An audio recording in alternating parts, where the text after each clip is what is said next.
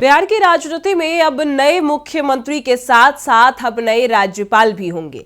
जिस तरीके से मुख्यमंत्री नीतीश कुमार ने जो है वो अब राज्यसभा के लिए नामांकन पत्र दाखिल किया, नामांकन भर दिया उन्होंने, और इसके बाद अब वो सिर्फ और सिर्फ कुछ कार्यकाल के लिए ही, कुछ समय के लिए ही मुख्यमंत्री होंगे। ज्यादा से ज्यादा वो 10 अप्रैल तक ही बिहार के मुख्यमंत्री रहेंगे और इसके बाद कोई और मुख्यमंत्री बन जाएगा। लेकिन इस बीच आपको बता दें कि अब बिहार के राज्यपाल भी बदल चुके हैं।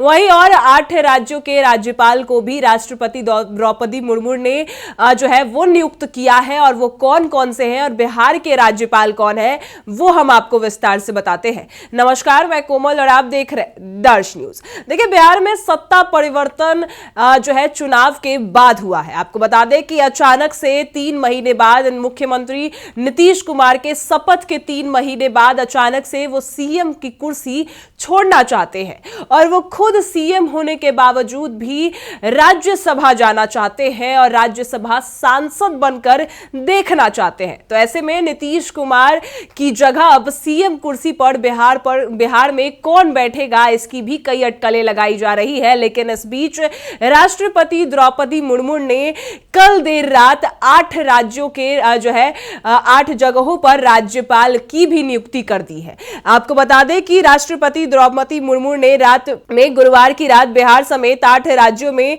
नए राज्यपाल की नियुक्ति की है। नीतीश कुमार के राज्यसभा चुनाव में प्रत्याशी बनने के साथ साथ अब बिहार में नए मुख्यमंत्री की ताजपोशी होनी है।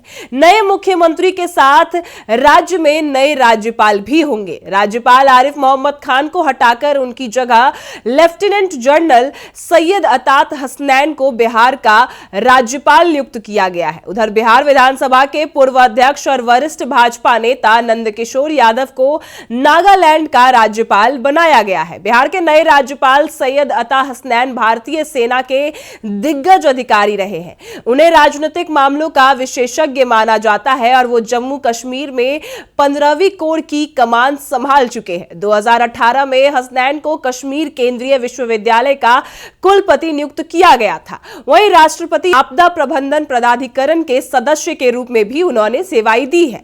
40 साल की सेवा के बाद 2013 में वे सैन्य सचिव के पद पर सेवानिवृत्त हुए। उनके पिता मेजर जनरल सैयद मेहदी हसनैन भी भारतीय सेना के अधिकारी थे। उनकी पढ़ाई नैनीताल, दिल्ली व लंदन के किंग्स कॉलेज में हुई। वहीं आपको बता दें कि अब वो राज्यपाल के लिए नियुक्त किए गए हैं बिहार में, और ऐसे में जहां एक और बिहार की राजनीति में बड़ी हलचल हो गई थी, लेकिन इस बीच अब बिहार के राज्यपाल के साथ साथ अन्य 8 राज्यों के राज्यपाल को भी जो है वो नियुक्त किया गया है, और बिहार में सैयद अता हसनैन को जो है बिहार के राज्यपाल के तौर पर नियुक्त किया गया। बिहार की राजनीति में पहले से ही होली के दिन से ही काफी हलचल तेज थी, क्योंकि नीतीश कुमार ने जहां एक और 20 नवंबर 2025 को 10वीं बार मुख्यमंत्री पद का शपथ लिया, लेकिन अचानक ठीक 3 महीने बाद उनको अब मुख्यमंत्री की कुर्सी छोड़नी है, और उन्होंने कल अमित शाह के साथ साथ जो है और भी राज्यसभा के 5 सीटों पर जो उम्मीदवार है नीतीश कुमार के साथ, उनके साथ उन्होंने नामांकन पर्चा दाखिल किया, और उन्होंने ये साफ कर दिया कि अब वो बिहार के मुख्यमंत्री नहीं रहेंगे। तो ऐसे में जहां एक और बिहार के मुख्यमंत्री के साथ साथ अब जहां नए मुख्यमंत्री बिहार के होंगे, तो वही नए राज्यपाल भी अब नियुक्त कर दिए गए हैं। बिहार के साथ साथ 8 राज्यों के भी राज्यपाल नियुक्त किए गए हैं, जिसमें एक भाजपा के वरिष्ठ नेता कहले नंदकिशोर यादव को भी जो है नागालैंड का राज्यपाल नियुक्त किया गया है। वो कभी विधानसभा अध्यक्ष भी रह चुके हैं और ऐसे में काफी वरिष्ठ नेता भी रह चुके हैं, लेकिन उनको अब जहां एक और बिहार विधानसभा चुनाव के दौरान उनको कोई पद नहीं मिला, लेकिन इसके बाद अब उनको नागालैंड का राज्यपाल नियुक्त किया गया है। वही राष्ट्रपति द्रौपदी मुर्मू ने 8 राज्यों के राज्यपाल के साथ साथ बिहार की राजनीति में जहां सीएम पद को लेकर कई दावेदारी है, सीएम पद पर चयन होना है, तो अब राज्यपाल भी नए आ चुके हैं। आरिफ मोहम्मद खान को हटाकर अब आपको बता दें कि सैयद अता हसनैन को राज्यपाल बिहार में नियुक्त किया गया है।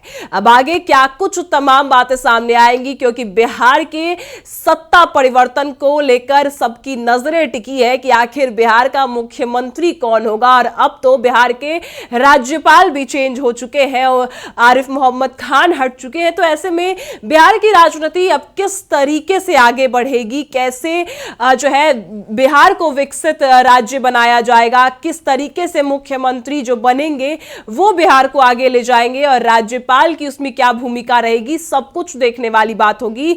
लेकिन ऐसे में बिहार की राजनीति में अभी काफी गहमा गहमी देखी जा रही है, क्योंकि सत्ता परिवर्तन पर ही सबकी नजरें टिकी है। अब आगे क्या कुछ तमाम बातें सामने आएंगी, सब आपको बताएंगे। फिलहाल इस खबर में इतना ही। देखते रहें दर्श न्यूज।